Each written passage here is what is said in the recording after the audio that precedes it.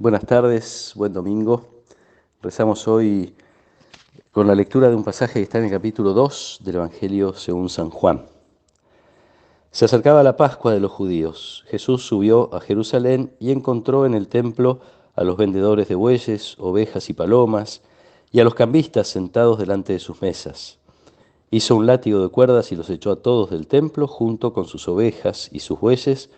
Desparramó las monedas de los cambistas, derribó sus mesas y dijo a los vendedores de palomas: saquen esto de aquí y no hagan de la casa de mi padre una casa de comercio.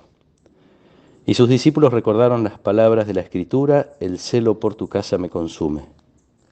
Entonces los judíos le preguntaron: ¿qué signo nos das para obrar así? Jesús les respondió: destruyan este templo y en 3 días lo volveré a levantar. Los judíos le dijeron: han sido necesarios 46 años para construir este templo, y tú lo vas a levantar en 3 días. Pero él se refería al templo de su cuerpo. Por eso, cuando Jesús resucitó, sus discípulos recordaron que él había dicho esto, y creyeron en la Escritura y en la palabra que había pronunciado. Mientras estaba en Jerusalén durante la fiesta de Pascua, muchos creyeron en su nombre al ver los signos que realizaba, pero Jesús no se fiaba de ellos porque los conocía a todos y no necesitaba que lo informaran acerca de nadie. Él sabía lo que hay en el interior del hombre. Palabra del Señor. Para la fiesta de la Pascua tienen que ir al templo de Jerusalén todos los varones mayores de 12 años. Tienen que llevar algún animal para ofrecer un sacrificio. Muchos vienen de lejos, entonces les convenía comprarlos en el lugar, animales en condiciones, porque tenían que cumplir determinados requisitos. Allí en el templo se vendían con esa garantía. No se podían usar las monedas del César porque tienen una imagen y las imágenes están prohibidas en el pueblo de Israel, así que había que cambiar por las monedas que se aceptaban en el templo.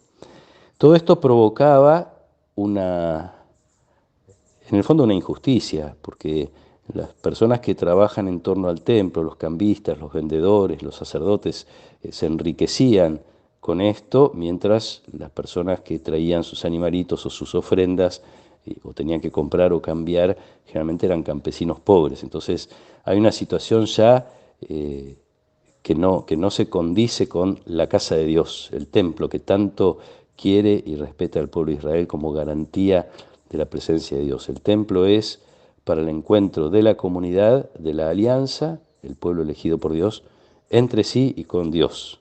Jesús encuentra esta cosa tan extraña, tan ajena. No es obviamente solamente un problema social, si bien en el fondo se identifica la falta de conciencia de la fraternidad, de que todos somos hijos de Dios por igual. De todas maneras, no es un problema social, hay un problema profundamente religioso que los profetas, muchos profetas ya habían señalado de el culto vacío, el culto donde no se pone el corazón, etc.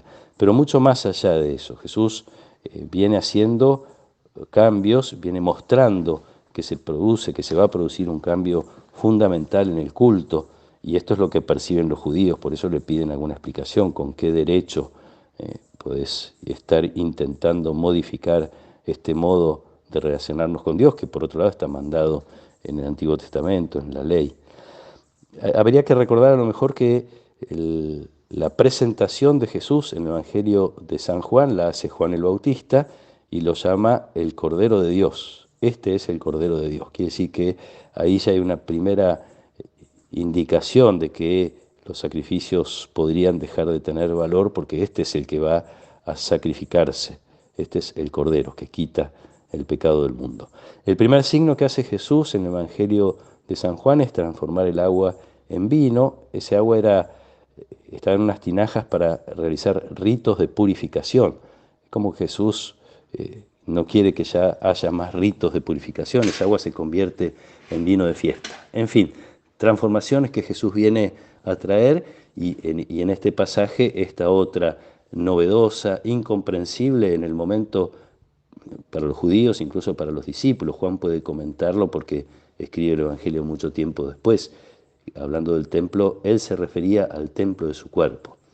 Jesús es el lugar de encuentro con Dios, es el lugar de encuentro con la comunidad de los elegidos, que somos hoy nosotros y todos los que quieran abrazar la fe.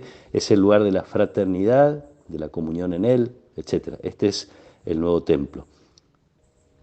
También, a lo mejor para ilustrar esto, es interesante saber que cuando Juan escribe el Evangelio, el templo de Jerusalén ya hacía 20 o 30 años que había sido destruido.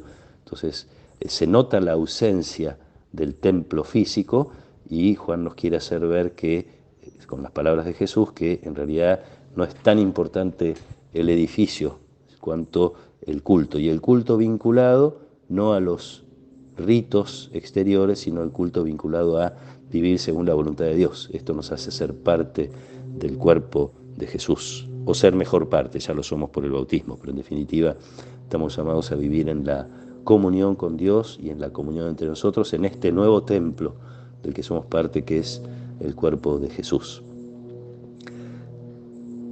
Podemos pedir muchas cosas, en primer lugar celebrar esto tan lindo que es sabernos parte del cuerpo de Jesús, miembros del mismo cuerpo y entonces hermanos entre nosotros.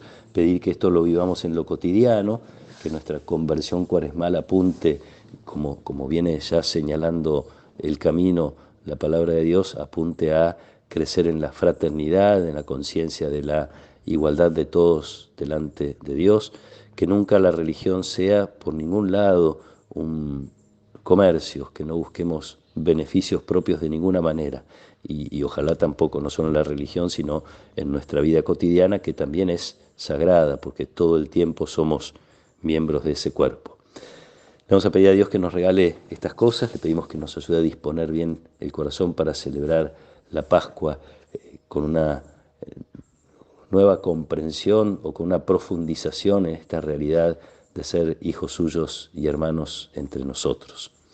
Que nos acompañe la protección y la bendición de Dios Todopoderoso, del Padre y del Hijo y del Espíritu Santo. Amén.